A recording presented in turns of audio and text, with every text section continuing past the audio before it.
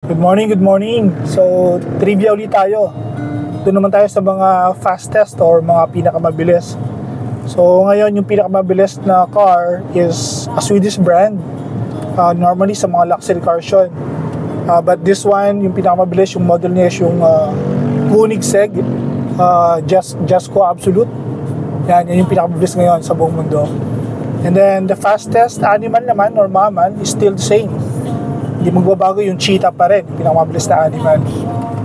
Tapos yung pinakamabilis na bagay sa buong universe, walang iba kundi yung speed of light, di ba? Sobrang bilis naman talaga ng speed of light. Pero meron pa akong isang alam na sobrang bilis. Alam mo ba kung ano? Ito yung maubos yung sweldo. Kasi tayo mga Pinoy, nasanay tayo na alam natin may padating na sweldo, wala pa yung sweldo. Alam na natin kung saan natin gagastusin. Minsan nga, ipinang-utang na natin bago pa yung sweldo.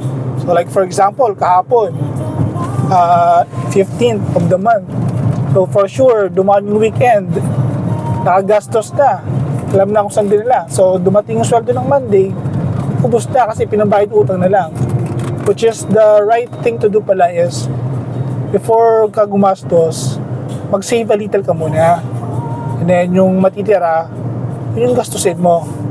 Alright, yun lang for this morning. Thank you, peace out.